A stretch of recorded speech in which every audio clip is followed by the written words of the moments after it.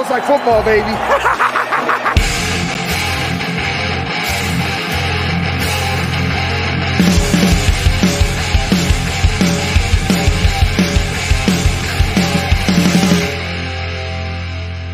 What's up, guys, and welcome into the Fantasy Football Smackdown waiver wire sniping for Week 16. Yes, that's right.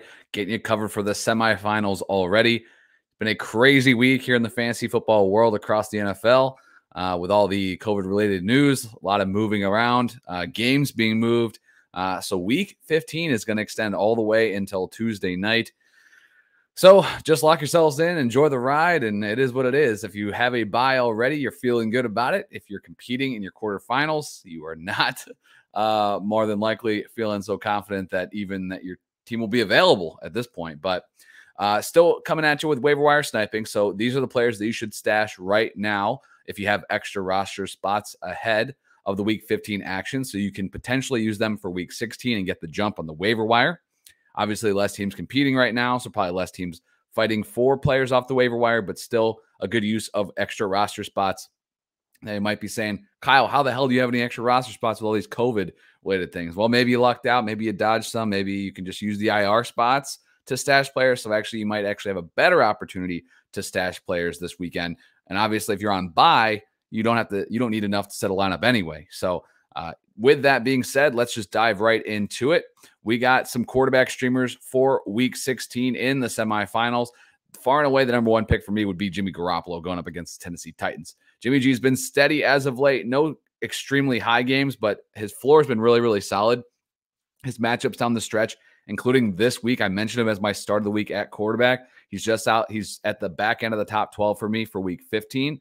And another good matchup against the Titans in Week 16. That's followed by a matchup then with the Houston Texans in Week 17. So this is a guy that I think you can count on. If you're really struggling at the quarterback position, you made it here without a starter already. Jimmy G, 38% owned. The other options for you are Teddy Bridgewater against the Raiders, 24% owned.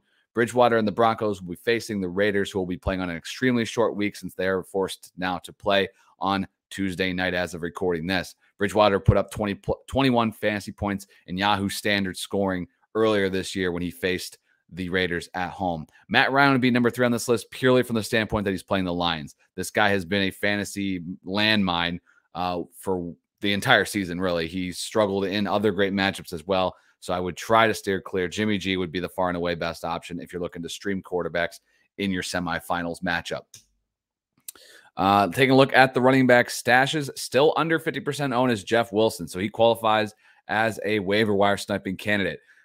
We already know that Elijah Mitchell has been ruled out for Week 15, and with the 49ers playing on a short week in the final Thursday night football game, the 49ers are probably unlikely to have Mitchell in that game either, meaning that Jeff Wilson should lead the running backs in carries. Now, notice I said running backs, as we know Deebo Samuel is going to get some looks and be used in that running back's position, but Jeff Wilson is still a valuable play, especially with all the injuries and other COVID-related items that could prevent you from having your regular starters. Jeff Wilson is an obvious stash. The rest of these guys are different levels of handcuffs pretty much. Ronald Jones at number 2, 36% owned. We saw Leonard Fournette miss some practice time earlier this week. He practiced in full on Friday, so he's good to go for Week 15. But with Gio Bernard already also out, I think Ronald Jones should be rostered pretty much everywhere that you have a roster spot. 36% owned. He would be a high-end running back 2 if Fournette was out. Maybe even a low-end RB1. So got to stash Ronald Jones. Number 3 on this list, this is a kind of a guy that I'm stashing just to wait and see how it's going to work out for the Panthers this weekend, and that's Amir Abdullah. He played more snaps and he ran more routes than Hubbard in that Carolina Panthers offense.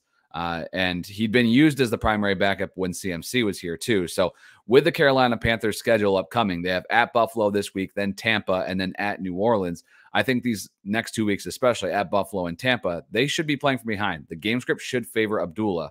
So I expect him to see the PPR work for the Carolina Panthers, and his ownership's actually gone down as of late. So he could just be a guy that maybe you don't need to count on this week, but I'm adding him as a potential play if I need him in Week 16. The last 2 guys on here are pure handcuffs. Samaje Perine at 14% owned and Dearness Johnson at 23% owned. Johnson makes an appearance on the waiver wire sniping here because of the injury to Kareem Hunt and now him being on the COVID protocol.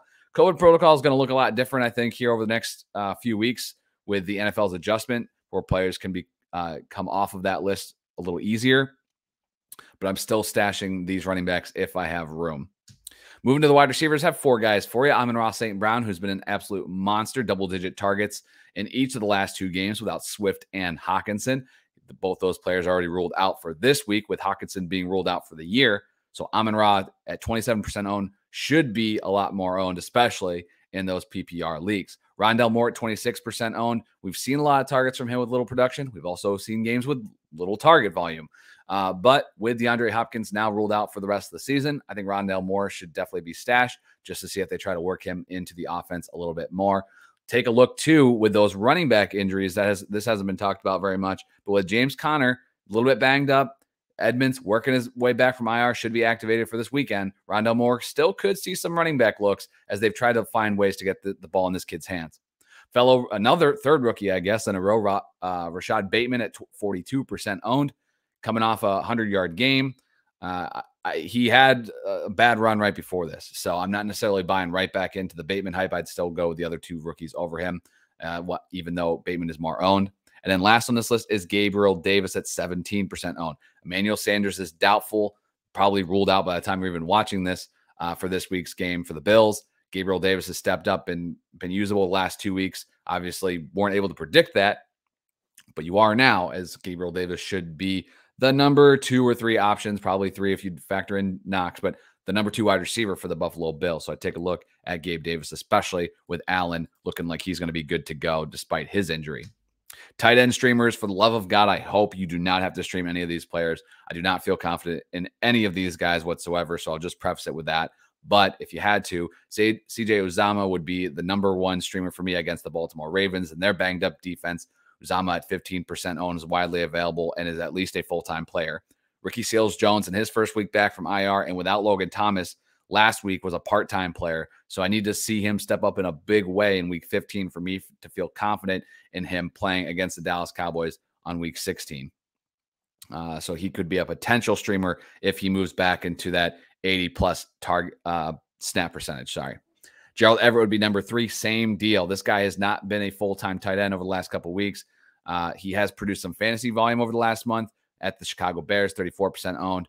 You can take a look at Everett, but the Seahawks will be playing on a short week. DSTs mentioned the Seahawks, they'll be playing on a short week. The Bears will play playing on a relatively short week as well as they play Monday night. But the Seahawks at home against a rookie quarterback at 35% owned.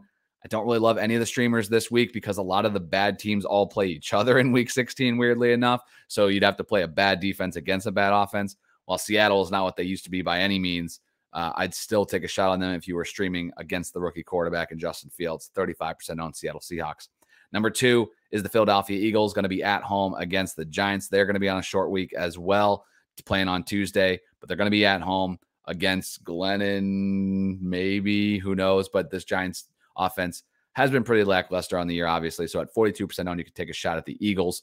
But again, hopefully your DSTs are already locked and loaded. One note I will say here as a wrap-up DSTs, the Chargers have a really good matchup in week 16, but they already played. So they're not eligible to snipe because you have to wait for waivers to run next week.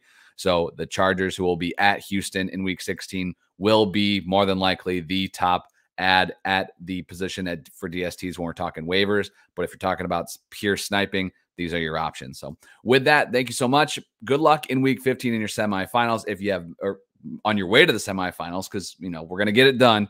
But good luck in your matchups in week 15. I'll be back here on Tuesday with the waiver wire show. Actually, now that I'm thinking about with all those NFL changes, it's gonna look a little bit different, but I'll have the show for you guys regardless. So stay tuned in, stay subscribed. Man, it's just crazy. Things are changing all the time. So be sure you're following me on Twitter at KyleMonth8. Hit me up with any questions that you have. Best of luck in week 15, and I'll catch you next week. See you guys.